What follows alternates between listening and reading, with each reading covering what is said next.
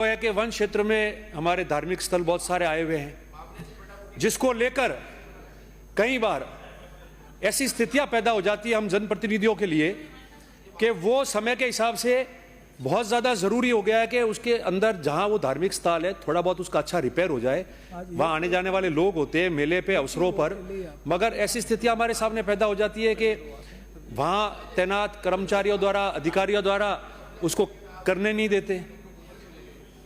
उसका संज्ञान मैं आपको लाना चाहता हूं क्योंकि वो बहुत ज़्यादा ज़रूरी है। दूसरा,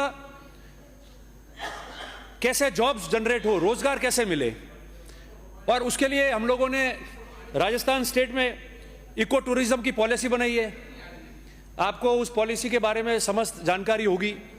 इको टूरिज्म की पॉलिसी में हम लोगों ने जो पॉलिसी बनाई उसे सबसे पहले हमने साफ लिखा है कि इस पॉलिसी में created pro sustainable eco tourism that converts natural resources and benefits local communities. मैं उस शब्द पे जोर देना चाहता हूं पॉलिसी में जो गवर्नमेंट ने निकाली है, लोकल कम्युनिटीज। और मैं इसलिए उस बात पे आना चाहता हूं कि लोकल कम्युनिटीज की हमने बात की और इसी पॉलिसी में जो हमने हमारे गोल्स किए उसमें इकोनॉमिक डेवलपमेंट की बात की है, create jobs and economic opportunities for all local communities. कितनी देर बोलोगे? और इसी पॉलिसी के अंदर राजस्थान में हम लोगों ने इको टूरिज्म में पार्टनर्स बनाए। और पार्टनर किसको बनाए? जो पार्टनर बनाए उनमें दो मुख्य पार्टनर है, द फैसिलिटेटर और द लोकल कम्युनिटी। इनको हमने पार्टनर बनाए। सरकार ने ये पॉलिसी बनाई और हम लोगों ने ये लोकल कम्युनिटीज और पार्टनर्स पे जोर दिया है। तो उसका कारण क्या है? उसका कारण यही है कि हम लोग चाहते हैं कि जो लोग वन क्षेत्र में रहते हैं, जिनका ताल्लुक रहा है, विशेषकर पशुपालक, आदिवासी, जो जल जमीन जंगल की हम बात करते हैं, उनका गुजारा कैसे हो, वो कैसे रहे। और समय के हिसाब से उन वन क्षेत्रों को हमने टूरिज्म और धार्मिक टूरिज्म के महत्व से उसको बढ़ाया है। तो वो लोकल व्यक्ति कैसे वहाँ रोजगार प्राप्त करे उसकी बात करनी है, मगर हम लोग इसमें फेल हो रहे हैं। मैं आपकी आज की सरकार की बात नहीं करता, कमियां पिछली सरकार के दौरान भी रही होगी, मगर आज उसको पूरा करना और कैसे तकलीफ आ रही है वो आपके संज्ञान में मैं क्लेम नहीं कर रहा हूं, मगर मैं कोट करता हूं कई बार आपके ऑफिस से भी क्या बात हो जाती है। उसमें मैं एक उदाहरण आपको देना चाहता हूं जिसमें आपने पॉलिसी के अंदर लिखा है, examples of ecotourism destination in Rajasthan, Sunda Mata temple in Jalore, Bassi in Chittorgarh, Kumbhalgarh in Rajsamand and Hamirgarh in Menal in Bhilwara. मैं सुंदा माता जी के बारे में बात करता हूं। सुंदा माता कंजर्वेटिव रिजर्व जो है वो राजस्थान का पहला भालू कंजर्वेशन रिजर्व है और इंडिया का, भारत का चौथा नंबर का रिजर्व है ये। और इस रिजर्व के अंदर इको टूरिज्म के तहत हमको लोगों को रोजगार देना था। डिस्ट्रिक्ट लेवल पे कमेटी बना रखी है हमने, जिसको कलेक्टर को मीटिंग लेके तय करना होता है। अब हो क्या रहा है यहाँ, ये पूरा जो क्षेत्र है, इसलिए मैं जोर दे रहा हूं कि ये पहला राजस्थान का भालू कंजर्वेशन रिजर्व है और इंडिया का चौथे नंबर का रिजर्व है। 2008 और 13 के कार्यकाल के अंदर, 2010-11 के अंदर इसके अंदर जायका योजना के माध्यम से करोड़ों रुपए खर्च हुए, नेचुरल ट्रैक्स बनाए, शेड्स बनाए, और सबसे बड़ी बात है कि वहां टूरिज्म रिसेप्शन सेंटर बनाया ताकि लोग वहां आ सके। आज वो tourism reception centre guest house के रूप में काम आ रहा है।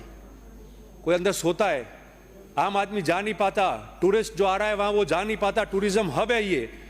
और उस समय इसको जायका योजना के माध्यम से इसलिए पैसा खर्च किया था ताकि लोगों का रोजगार भी हो। कोई कमेटी वहां नहीं बनी।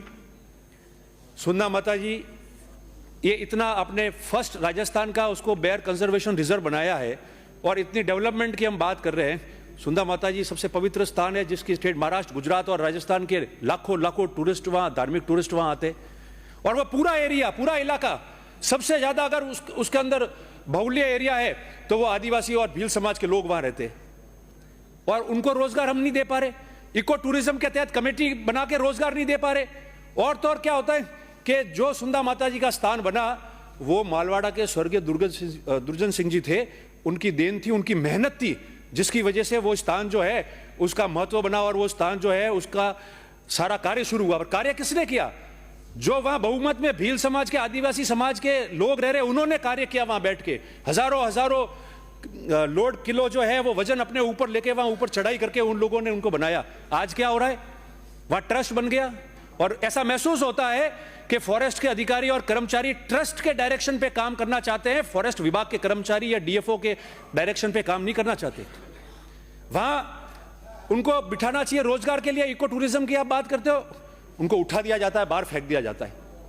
और काम कौन करता है? ट्रस्ट के लोग। हम जाते हैं, कर्मचारी बोले साहब हमने तो नहीं कहा, ये खुद ही आपके फॉरेस्ट में काम कर रहे हैं। कैसे पॉसिबल हो सकता है मंत्री जी? आपको इसमें संज्ञान लेना पड़ेगा। और तो और मैं क्लेम कर रहा हूं, क्लेम नहीं कर रहा, मैं कोट कर रहा हूं कि तत्कालीन डीएफओ और रेंजर ने, एसीएफ ने मेरे को कहा कि साहब मंत्री जी के ऑफिस से ऑर्डर आया इसलिए इन लोगों को यहां से हटा देना है। मैं कोट कर रहा हूं, मैं आपको क्लेम नहीं कर रहा कि आपने कहा या आपके ऑफिस ने कहा। मैं कोट कर रहा हूं कि आपके ऑफिसर्स ये बात कर रहे हैं, जो आदिवासी जिनका वहां हक है। सरकार की पॉलिसी बनी इको टूरिज्म की, उनको हमको रोजगार देना इसके माध्यम से।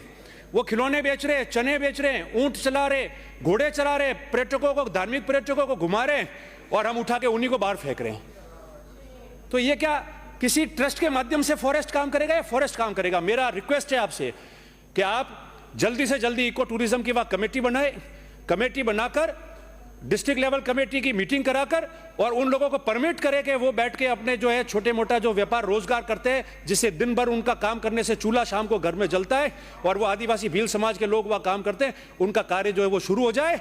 तो इको टूरिज्म जो हम लोग चाहते हैं पॉलिसी लाइए, वो बेनिफिशियल होगा और आप लोगों को भी साधुवाद और धन्यवाद मिलेगा।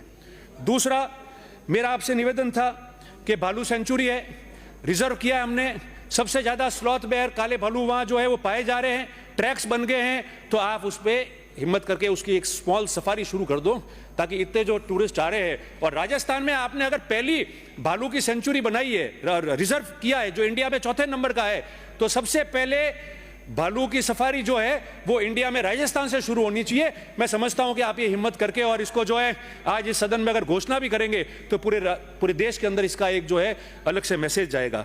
दूसरी बात मैं आपको कहना चाहता हूं सर कि आपके सिरोही में एक मोर उद्यान की बात चल रही है, तो वो मोर उद्यान जो है वास्तव में वहाँ बेनिफिशियल है, उसके बारे में जो है आप थोड़ी सी ध्यान दिलाना। दूसरा, एक हम लोग जवाई में देखते हैं लेपर्ड सफारी वगैरह आपने बनाई है, पिछले 1-2 साल पहले माउंट आबू में भी लेपर्ड सफारी का जो है वो काम शुरू हुआ, सफारी भी शुरू की। जोग्राफिकल वो मैच नहीं करता है जवाई जैसा, क्योंकि जोग्राफिकल वहाँ की स्थिति और वहाँ का बहुत डेंस फॉरेस्ट है, मगर उसमें 2 मिनट में पूरा करूँगा सभापति जी, मगर उसको जो है आप प्रायोरिटी पे लेके पूरा करें।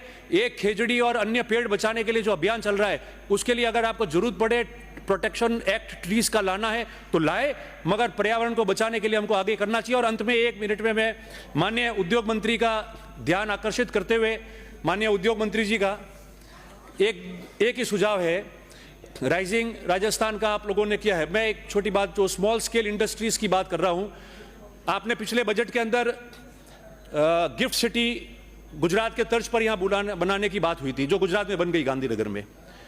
अब जो हमारे साउथ में प्रवासी रह रहे लोग, वो हंड्रेड्स लोग जो है पिछले 2 साल से और 1 साल से बहुत ज्यादा तादाद में अहमदाबाद के ओडव, कठवाड़ा, छतराल, नरोड़ा, इन सब एरिया में आके बसने लगे। वहां उन्होंने साउथ में तो अब सिर्फ अपना एक ऑफिस रख रहे, अपना परिवार, अपना प्लांट सब वहां गुजरात बॉर्डर पे लगा रहे।